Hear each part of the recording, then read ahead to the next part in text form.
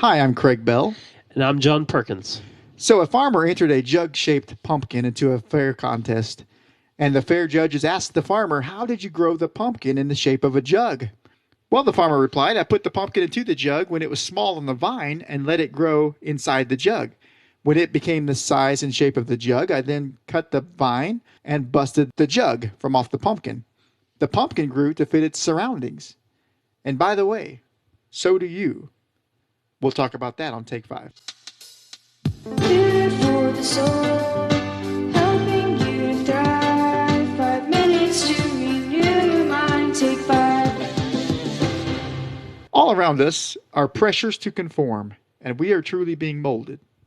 The scriptures tell us in Romans 12, verse 2, that we are not to be conformed to this world, but to be transformed by the renewing of our minds.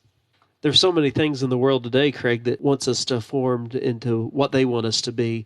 I posted something on Facebook the other day, and it's a little TV screen, and it says, "I tell you what to wear, what to eat, what to think, who to love, and even what to fear."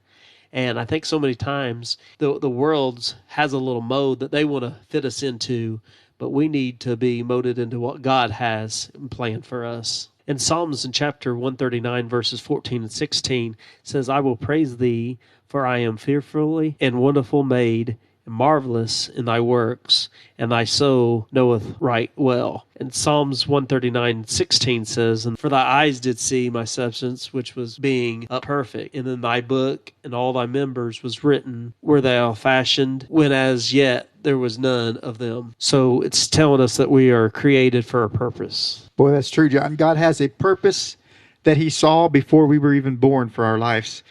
And we're to really mold ourselves after his purpose rather than the world's purpose. You mentioned TV, but also magazine covers. I mean, billboards, they tell us how we should look, how much we should weigh, how we should dress, but also Facebook posts. I mean, we are looking at our friends, and they don't post true pictures. It's got to be the perfect picture, to make this life that seems perfect on Facebook, when in reality, it's not so much. But we're trying to conform to that image. Somebody said, John, most people are born an original, but die a copy. Wow. That is a sad statement. Yeah. So be an original. God created you for an original purpose, for his purpose, not to be molded to the world's purposes.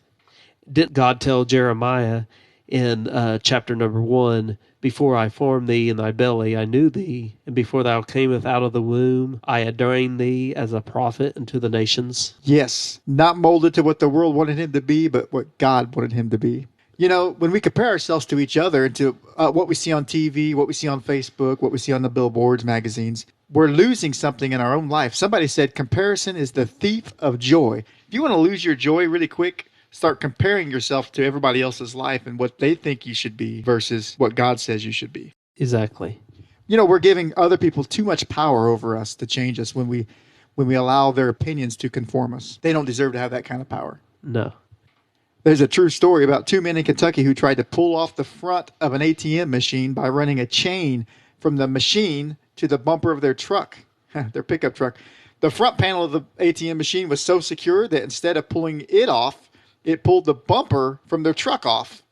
It scared them so bad that they fled the scene and drove home, leaving the chain attached to the ATM machine, with the bumper still attached to the chain, with their license plate still attached to the bumper.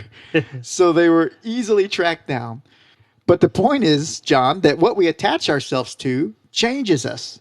So be careful what you attach your values to, because it will change you. Exactly. I think that's the reason the Apostle Paul wrote in Colossians chapter 3 and verse 2, "Set your afflictions on things above and not on things on the earth." During the administration of Calvin Coolidge, an overnight guest at the White House had a particularly embarrassing experience. At breakfast, he was seated next to the president when he noticed Coolidge take his cup of coffee and pour a large amount into the saucer. He slowly put in a little cream and sugar. The guest immediately followed suit. He hastily poured some coffee into his saucer. Then came his embarrassment when he saw the president take his own saucer filled with the coffee and place it on the floor for the cat. So when this world tells you that you have to drink this certain brand of coffee, wear this certain brand of clothes, accept this certain lifestyle, fit in here, do this, do that, drink this, smoke that. Remember, the only mold that we have to fit is the Word of God. So if you ever see a pumpkin that's in the shape of a jug, just know that it got conformed to that shape by a mold that it was never meant to be.